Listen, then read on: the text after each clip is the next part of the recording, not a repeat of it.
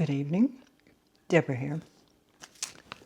I still have quite a few questions left over from part one of What is Retirement in France for us? Our version, yes. There's a whole section on here that says, what are our challenges in France? Residence, language, I'm going to get into more about that, and medical. That is worthy of an entire episode. I thought about that today, and I thought, no, if you give it just a shallow once-over, that's not enough, because people need to know how much, for instance, bureaucracy is involved in just getting a residence visa. We were very fortunate. We came in under a specific agreement, and people who are coming here now, especially with the world in such chaos, they're encountering the full whack of you have to be here, you have to go through interviews, you have to have all sorts of physical checkups, you have to come with insurance. I'll give you the full rundown on that in another episode. If you don't mind, I'm just going to not shortcut it. I'd like to give you accurate information.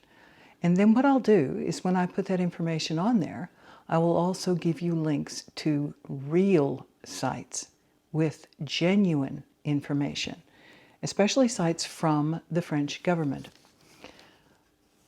I'm a little concerned. I've talked to several friends that still live in the United States, and they have expressed interest in moving over here. And I think they think that they can just arrive. And then others of them that are a bit more sophisticated about such things know that you cannot just arrive in France and say, hi, I'm here. I'd like to live here. You need to know about appropriate sources for information. There are suddenly all kinds of people on YouTube that have channels that are, oh, I moved to France and this is what you do, and this is how you get a doctor, and this is how you get a driving license. And they're not telling you real information. They're telling you all sorts of either fabricated or they've bent the rules a bit to get things done. And no, that's not going to win you any friends with the French government. In case you fall in love with this place like we did and you decide to stay, you need to be on the right side of the law and the rules and regulations. They're sticklers for rules and regulations. They absolutely are, okay? So please don't think you can get away with it. Also, currently, if you haven't come over under a WARP visa, withdrawal agreement, residency permit, which is what we came over with because we both were UK Commonwealth citizens, you have to prove a list of things before you're allowed to come here with a visa. So don't be surprised at that, and please don't think that anything that sounds too good, it is too good. So please look for accurate places to get your information. And once I do this episode, I will give you accurate government sites and accurate, potentially, I have to research some of these people, relocation companies. So there's that. Okay, next thing. Are you interested? No. Reel that back, Deborah. The next thing is, thank you. I would like to thank you because in the last week, we have gotten so many new followers since I did the first episode of being retired in France. And they came out of just everywhere. You're all over the world. You're not just in the United States, and you're not just in England. You're all over the place. And you've given me some wonderful comments about how you look at this channel and if it's of value to you. That matters to me. That's what we've wanted to do all along, is provide something that is not only just of interest, it's not just amusement. We're not here for entertainment purposes. We wanted to just share a lifestyle that you can have here in France. And I do appreciate your comments. They were absolutely charming. There were a couple of people who resigned from the group, and they made it really well known that they thought I was a terrible person, or not a terrible person, that's over the top. They thought it was less than desirable to have another channel that mentioned political things. How can you not mention political things when the world is in such chaos right now? That would be like going back to the 1930s and pretending, that Hitler wasn't building his power and he wasn't about to march through Europe and just destroy people's lives. You can't do that. You cannot. Yes, you can. Yes, you can. You can do that. You can stick your head in the sand and not want to know about anything. That's not the type of person that I am. It's not the type of person that Mark is. We feel like if we give you accurate information about things, and then we address sources of what's going on, and we let you know this is not just, what is it, Instagram and TikTok nonsense with people going, you far lefties, and you just need to develop a sense of discernment. And I'm very concerned that the world has lost its ability to be discerning about what is worth listening to and what is worth believing. So if I bring up something, trust me, with all my background in research and editing and journalism, it's worth paying attention to. So there you go. Okay, again, thank you. All of you, thank you for joining us and subscribing. I really appreciate that, because I do encourage you to subscribe so that you can find out when we add new things. There you go. All right, the Wayback Machine. Are you at all interested in knowing who I was and what I did, who Mark was and what he did? I won't bore you. It's not like going to a family gathering after a barbecue where somebody pulls out the old slide projector and they show you all the pictures from, the holiday snaps. No, I'm not planning on that. But we could show you like an abbreviated version of a wrap-up of who Mark and I are and where we've lived and all the things we've done over the last 31 years. Are you interested in the Wayback Machine? Because I might do an episode called that. I thought that might be fun because you could see the sort of things. Mark was such a talented artisan builder, and he did so many beautiful things around the world in multiple countries. So there's that. And then I'm very pleased with the work that I've done around the world. I'm very pleased with the clients that I've had. And I could brag a little bit about that. All right. So also, since I have mentioned at least twice that I used to do research-based writing for clients who were research institutes or ecological institutes or medical centers or doctors, lots of different trades, I might consider, and I won't bore you to death with it, it's not like I'm going to go crazy with it, but since we have a global issue going on with all of this rapid change, I thought it might be interesting to show you what the perspective is from Europe, not from the United States, not from Canada, not from Australia, from Europe. What is the perspective on things like climate change, ecological change, new methodology for, saving the planet, new methodology for growing food in a holistic way that doesn't pollute the water. And we have a real big issue with that in France, that the farmers use so many chemicals that it causes algae growth around everything from lakes to the ocean shores to... Are you interested in that? If you are, I'm going to actually assume you might be. And then if you don't like it, you can let me know. Is that okay? I'll do that. And what I'll do is I'll do a little research segment. And I will include verifiable links to real newspapers, real media sources, real science sources, because I think you might like to know how we live here in a more complete way. It's not just, okay, how do you buy a car? How do you buy a house? How do you get a driver's license? No, let's look at the more in-depth version of what's it like to live here.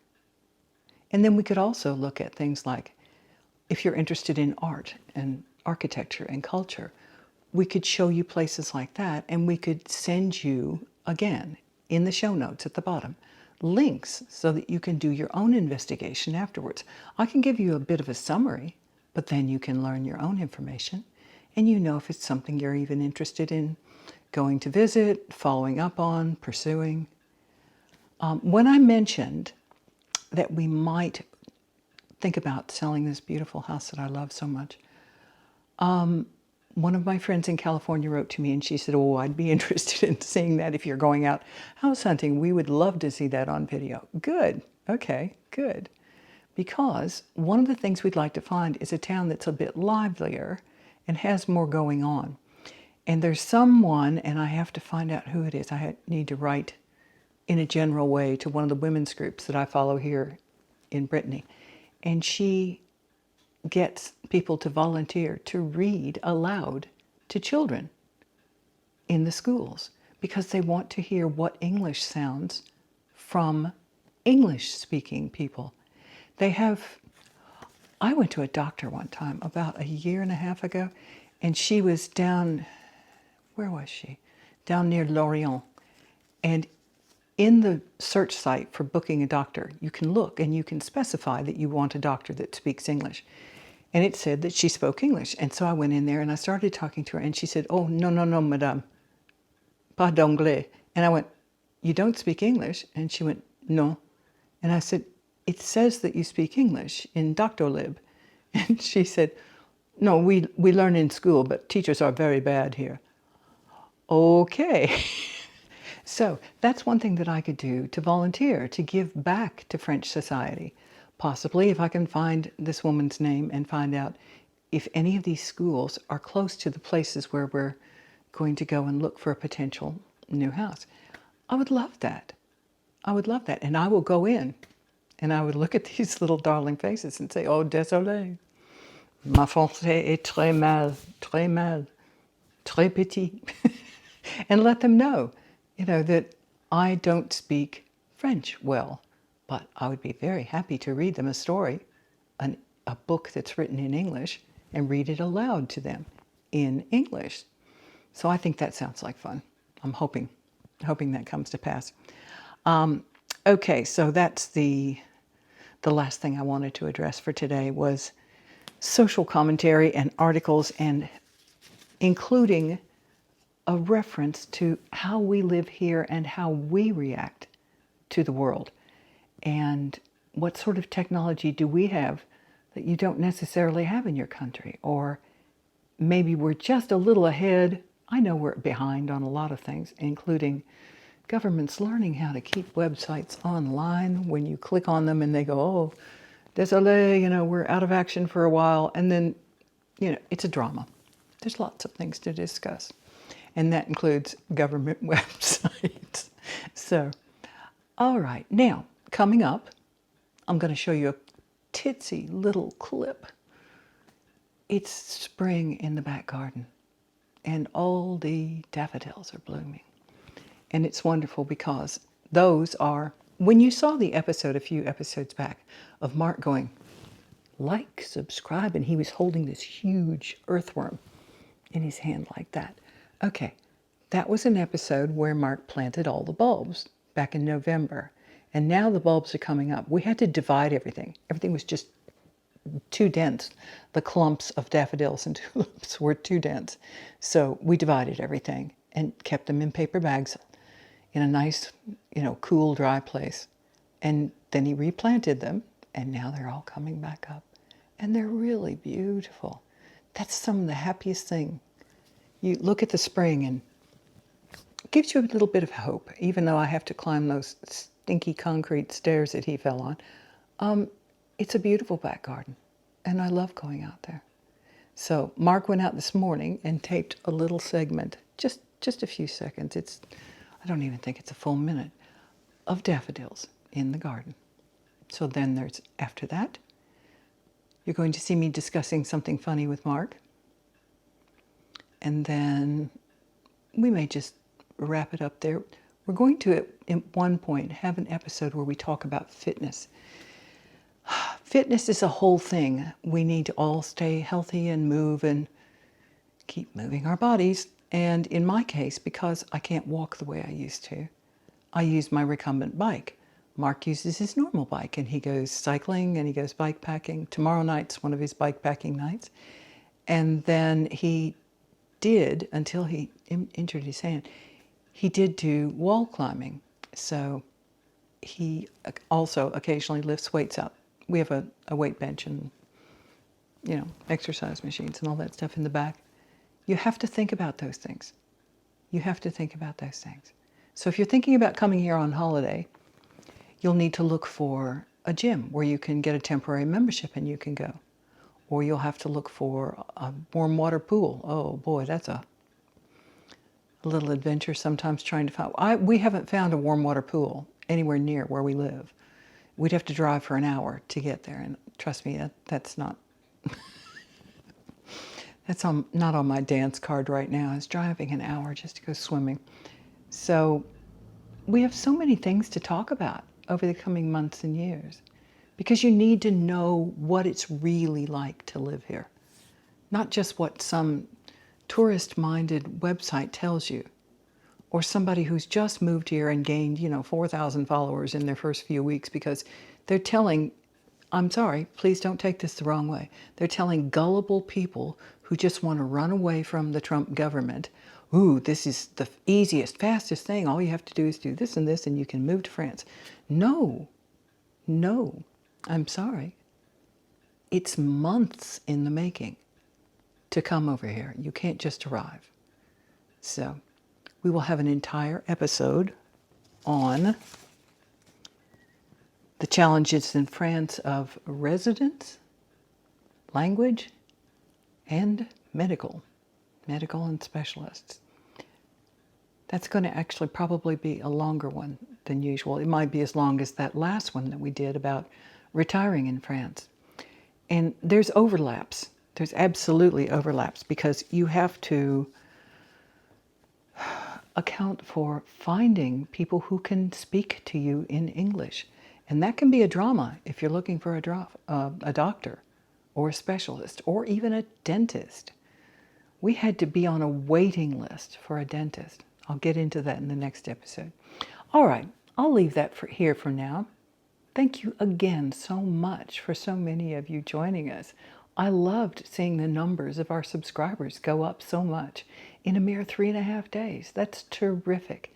That's very heartening. It makes me think, okay, maybe you are on the right track, Deborah. So, we're not flashy. We're just here, living a nice, normal life in France. Bye for now. See you soon. Do continue to like, subscribe, and not only follow, hit the little bell for notices. Forward this to somebody else that you think might be interested in France, or might be interested in someone who's very common sense about France. All right, bye for now.